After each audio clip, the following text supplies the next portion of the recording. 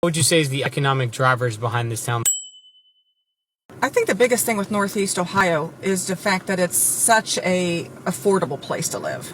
We do have a lot of headquarters in the area that help with the employment because they get lower taxes than they would in other states and in big cities. So, I mean, you've got Sherwin-Williams, Parker-Hannifin, Progressive. Just the simple fact that it's low cost living, I think, is the largest economic factor. As someone who would be new to investing here, would you recommend that they took a look at Akron versus any other city that they could potentially take a look at? Absolutely.